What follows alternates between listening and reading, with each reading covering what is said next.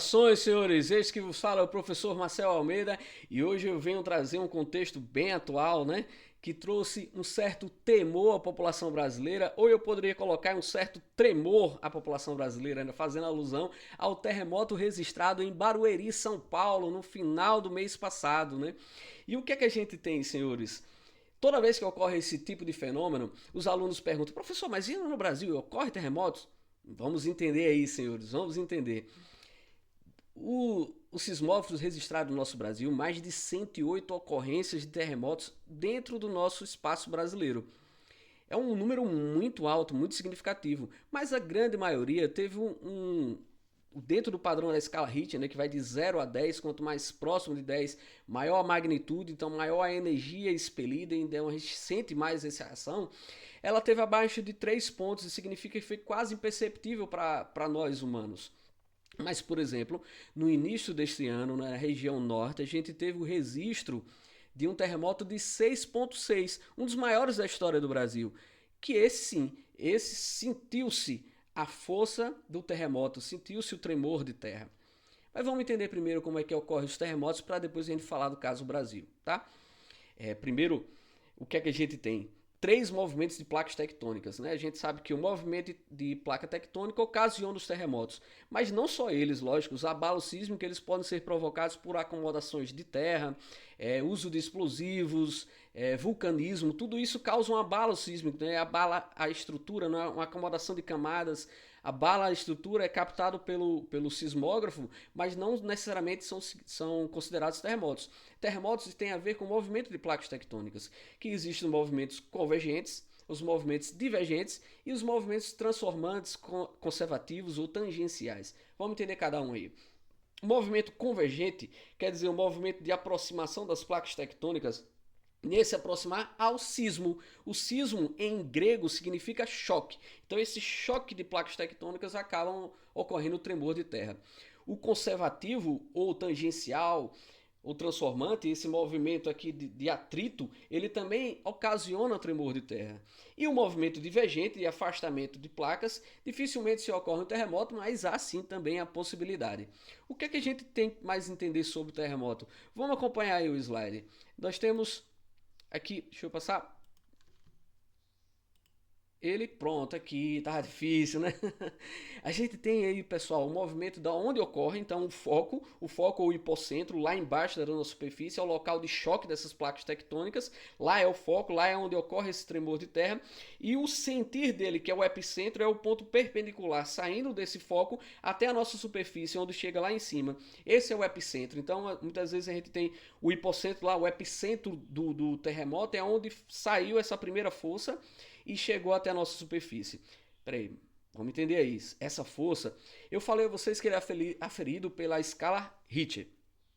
E ela afere a magnitude de cada terremoto. Então, quanto mais próximo de 10, mais forte ele é, né? Maior energia é liberada, né? Em joules ela é medida dessa forma. Mas existe uma outra escala que é pouco citada, que é a escala de Mercalli. A escala de Mercalli ela também tem uma função muito importante, que ela consegue observar os impactos causados por terremotos. Por exemplo, ele vai aferir a intensidade desse terremoto. Vamos entender aí de maneira simples.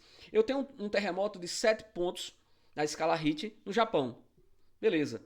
Dada a infraestrutura antissísmica já adaptada para esse tipo de contexto, visto que a incidência de terremotos no Japão é muito alta, esse tremor de terra de 7,0 é quase que não tem o seu efeito devastador, né? Não tem essa intensidade na escala de Mercalli, não causa esses impactos porque a infraestrutura está bem adaptada a esse tipo de tremor de terra.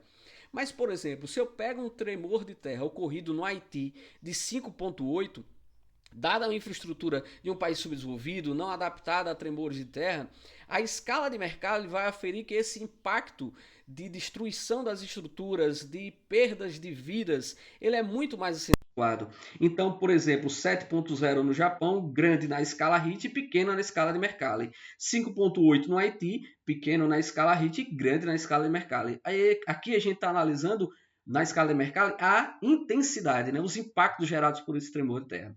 Tranquilo aí, pessoal? Então vamos lá. O que é que a gente entendeu do nosso Brasil, né? O Brasil está inserido dentro de uma placa tectônica, né, a placa sul-americana, e por estar no meio da placa tectônica, visto que os terremotos ocorrem em maior incidência nos limites, nas bordas de placa tectônica, sempre se acreditou que no Brasil não haveria esse registro. Apesar de sempre ter esse registro, né? Por exemplo, da década de 60, um dos maiores terremotos do nosso Brasil. Quando a gente entende dessa forma, a gente precisa compreender que existem outros fatores também que levam, e não apenas no contato de placas tectônicas ou na borda de placas tectônicas. Nós temos, por exemplo, tremores de terra que são lá na colisão andina, né? Lá em cima do a parte de cima da nossa placa tectônica, né? Próximo ali a Colômbia, Peru. A incidência dele lá naquela localidade, as extremidades também são sentidas no nosso Brasil, né? A força também é sentida no nosso Brasil, que foi o que aconteceu no norte do nosso país neste ano 2024. A gente também pode fazer uma relação com antigas falhas tectônicas ou falhas geológicas, reativação dessas falhas geológicas que foram do período da deriva continental, que são afloradas, que são reativadas e causam esse tremor de terra no meio das placas também, que é um dos casos que podem ser citados no nosso Brasil. Um terceiro ponto que a gente pode lembrar aí são as regiões kársticas, né, que são de relevos de calcário, né? O fundamento do calcário também causa um abalo sísmico, e aí ele pode ser considerado como esse tremor de terra, né? A quarta situação aqui a gente pode utilizar é para que na mineração do nosso Brasil, visto que nós estamos em um país em que há uma grande quantidade de escudos cristalinos e por consequência minerais, a utilização de explosivos para a extração desses minérios também causa esses abalos sísmicos. E a quinta, a utilização de usinas hidrelétricas, né? O represamento dessas águas acabam gerando um peso maior à superfície e a acomodação de camadas gerando esse tremor de terra. Então são essas 5 ações que podem ocorrer no nosso Brasil, a grande maioria de pequenas proporções, né? De pequeno registro na escala Richter, mas tá aí, sim, no Brasil existem terremotos, mas não precisa correr para as colinas. Vem para cá e vem aprender com a geografia. Tranquilo, pessoal? Saudações, forte abraço, compartilha esse vídeo, dá o seu legal aí, né? Diz que gostou, coloca nos comentários. Valeu, um abraço, até a próxima.